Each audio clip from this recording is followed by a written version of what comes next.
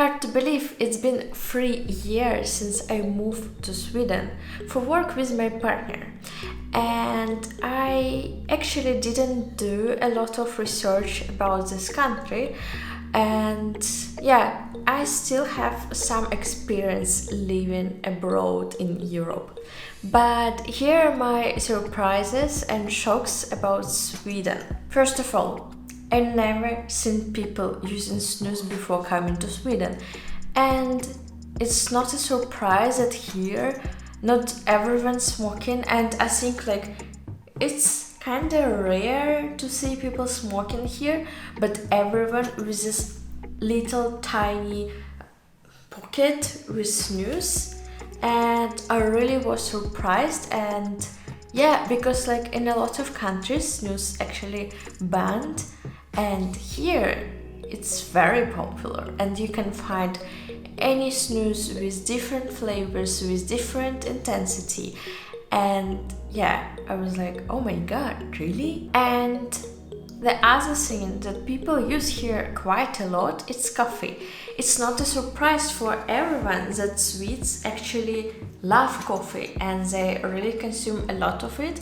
But for me, it was strange a little bit to find out that Swedish people actually drink coffee even in the evening or before the night time, before the bedtime, and they still can sleep good.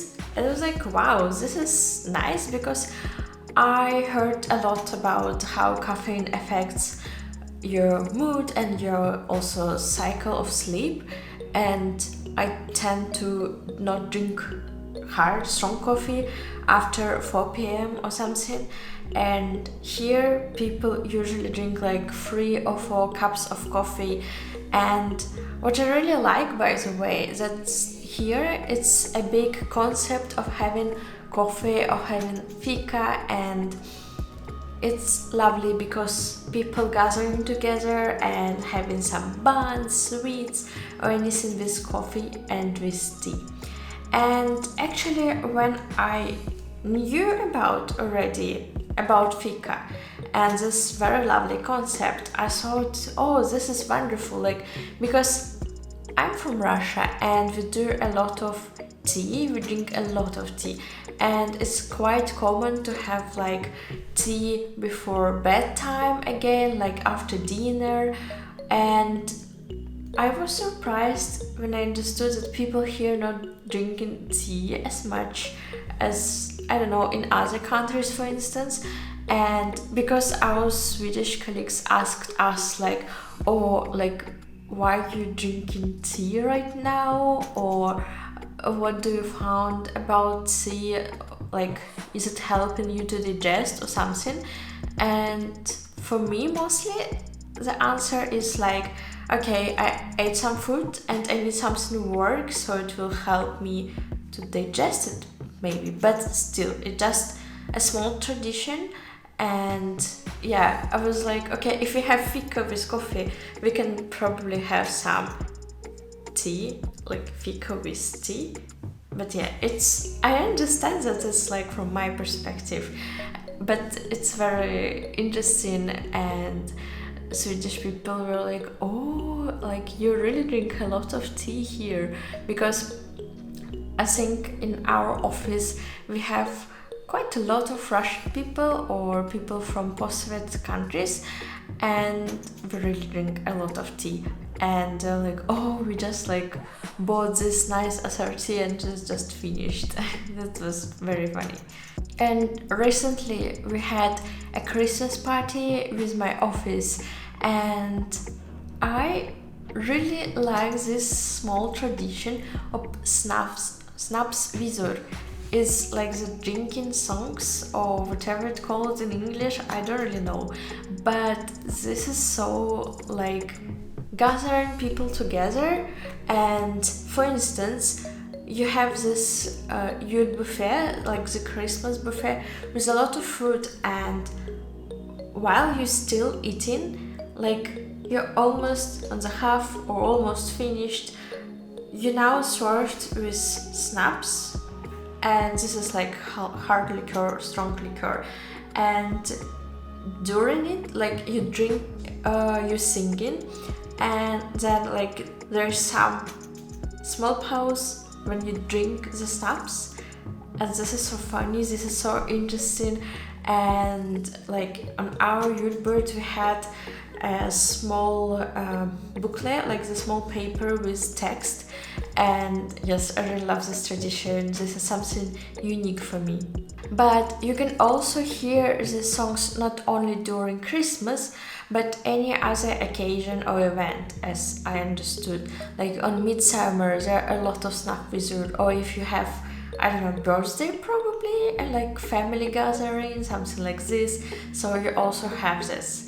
And if you're talking about events, I need to share with you that during events or like on public places, you will find a lot of people who's kind of homeless, I suppose, or people in need, and they're gathering your pens, so like your bottles from beer, from juice, from whatever drink, because pants here like refundable. So when you buy juice, for instance, and the bottle costs 1 krona or 2 krona, it depends on the size of the bottle and the volume, and you're paying this kind of extra, but when you return pant, you will get this money back. And I saw here a lot of people gathering these pens, and like people coming to you, like they see that you finished the drink and they're gathering it from you, and I was like, wow, this is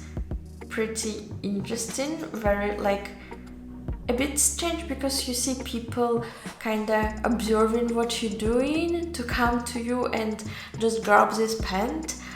For me, it's okay, like people making money from what they can do, for instance.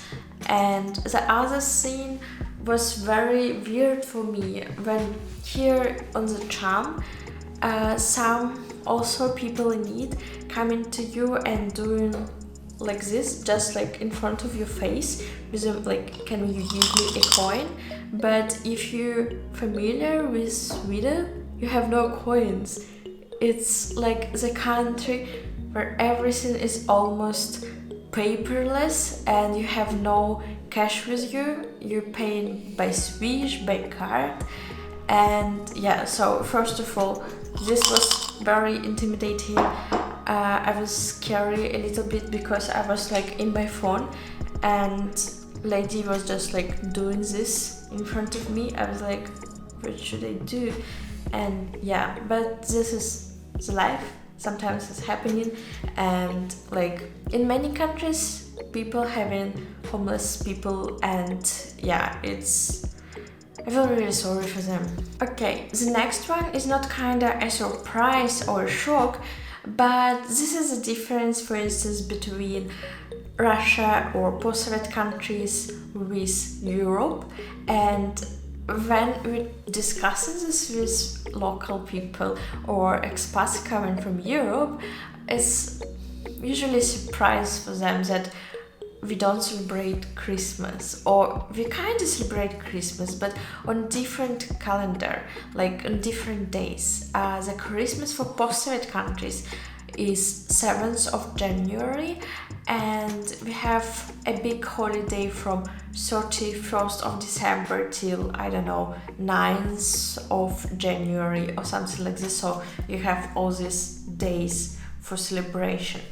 And yeah, so for my first 2 years here in Sweden, it is very kind of this feeling when it's unfamiliar for you, the traditions and so on, because I was like, I used to work these days, like the 24th, 25th and 26th, and then like now I have day offs, but then I expect kind of, yeah, 31st, 1st, 2nd and 3rd, for instance, of January being day offs or red days as well.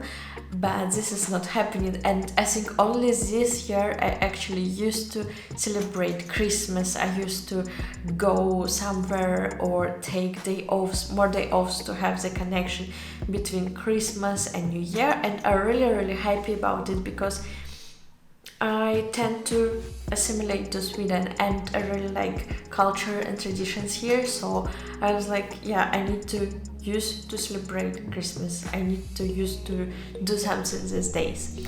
And yeah, because a lot of my Swedish friends, a lot of my friends in general who live in here, they have families here. So mostly all of them going to their families.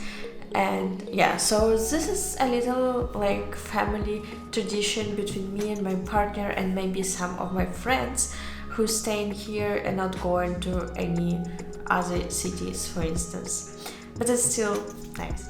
And because I really love Sweden and I want to live here, I'm learning Swedish and sometimes I do it.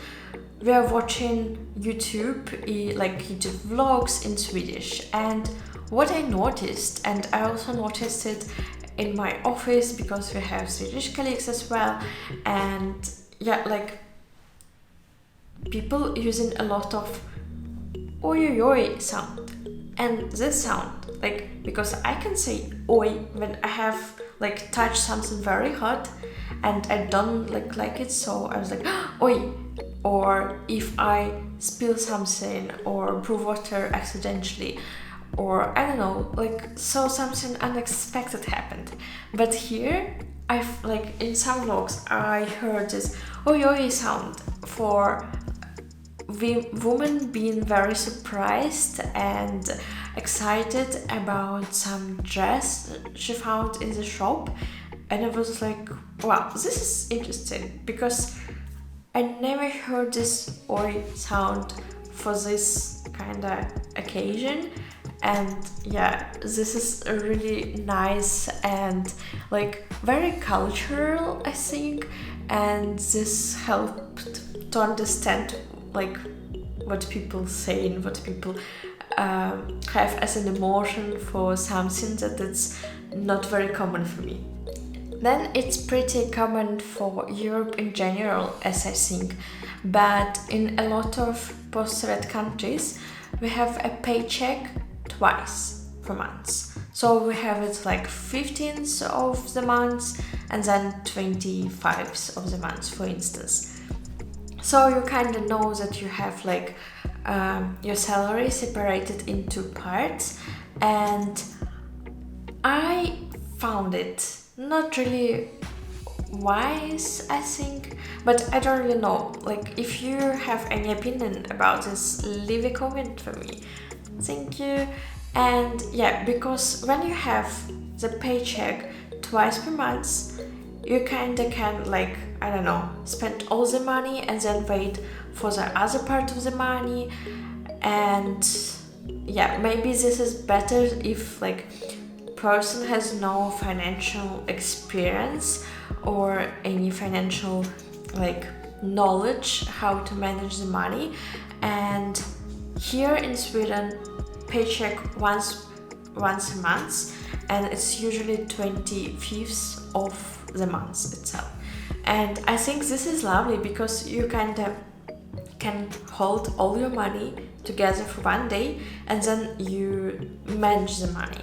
But I can understand if people who tend to spend all their salary on the first days and then just like trying to live for this short amount of money for the whole month may be tough or difficult, but I really think this is more comfortable for me at least and for my family. Okay, the other thing I already knew about Nordic countries is licorice, because I was living in St. Petersburg and this is quite close to Finland, and I visited Finland a bunch of times and I really like the country, and I tried licorice there and I'm not a fan of it.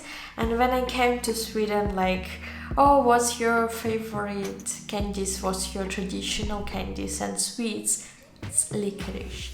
And by the way, I was very surprised. I don't know, I shouldn't be probably, but I was like, okay, licorice is licorice. Like, how can it be different? But Finnish is a little bit similar to Swedish one. I think Norwegian one is a little bit softer. And yeah, so they kind of a lot of variety in this licorice world, and you can also have this licorice with ammoniac salt, and ew, this is so weird, and this salt itself so crazy. But you can even buy a jar of the salt. I was like, wow, pretty interesting. And also we've been on some like work event, and we had a bowl of candies like a chupa chups or something, so like lollipops, and it's quite okay when you suck it, and then when you go into the middle of it or to the center, then you have this like salt plus powder of licorice, and I was like, oh my god, it's like a very surprising thing. Like, can you please notify me before I ate it? Yeah, it was interesting. And now I'm more tolerant to licorice. I'm still not a big fan, but I can eat some mixed like sour raspberry and licorice candies. I think they're quite okay. But yeah, we sometimes we play with friends, like you having a big box of different candies, and for sure you should have the salty licorice there, and then you like grabbing something and test it. And yeah, it's always funny when it's licorice, when you grab the licorice. I don't know, maybe if I live 7 more years here I will love licorice, but I'm not sure. As we're talking about food now, I would say that I really love pastry. I really love cinnamon buns, I really like this lussekaaka, and in Sweden a lot of cakes, and there are a lot of days that celebrating different types of buns or cakes. So it could be Fat Thursday, for instance, when you eat semla, or I don't know, chocolate cake. And I think this is so lovely, and like you just have another chance to celebrate life and eat fika and have fika. But there's no savory pastry. And like, yeah, you have korv.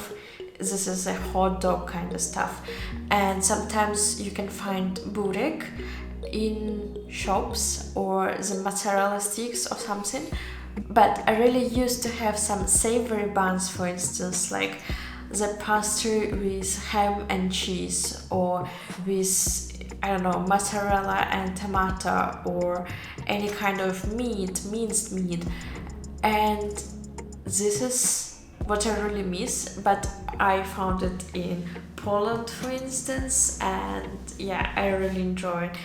And here I was like, wow, it's pretty interesting that people actually not eating savory pastry a lot. And sometimes, like, I don't know, for instance, you could have the pastry with roasted cabbage and egg or whatever, like actually whatever you can imagine you can put inside the dough and just bake it. And yeah, I'm pretty interested, like, why in general Sweden doesn't have such savory things, or maybe it's kind of specific for regions, because I'm living in Gothenburg, and I was like, maybe in some other part of Sweden you have a savory pastry. And then one of my most favorite parts is Sweden is very tolerant country, and I think here I found like a lot of appreciation of different forms and types of body. So there's kind of no fat shaming or body shaming or whatever, and you can find like different types of clothes in stores. And also the mannequin itself, like you can find big ones or very slim ones or whatever, like very tall, very short. And I think it's very nice because like yeah, you used to see a lot of mannequins that look like model, and this is how you think of yourself. Then like you comparing yourself to others, not good. And again, like about bodies, I visited in Malmo the cold bastu, I suppose it called, and there you have the separate parts of bastu. It's sauna basically, like for men and women, and you need to be naked inside the sauna. And I was like, wow, this is very nice because like if you see naked people, you start being like more comfortable with your own naked body because there's nothing kind of big about it, nothing to be ashamed. And yeah, you're just like, okay, there are different types of bodies, who cares, kinda. Like this is nice for all people. And yeah, nobody needs to be shamed. And then recently I had a conversation with some of my colleagues and also with some friends of mine, and we've been discussing how we decided to choose a career we choose. And I heard like some lady told, oh, I've been an English teacher and I didn't really like it, and she's also an expat coming to Sweden. And Swedish colleagues were like, how could you work for the like profession, for the occupation you don't like? And I was like, wow, this is very surprising because like in post-Soviet countries people tend to choose the job, the occupation mostly for money. Like I was thinking about being a psychologist and I still really love this field. And then my parents told me, but you know, like it's not very stable, you'll not have a lot of money probably, like choose something more, I don't know, like that have high salaries. But yeah, and I choose a profession that I still love to do, and I have like a lot of people around me who has chosen the profession just because it was about money, and they were like, yeah, I'm okay with it, like doing it.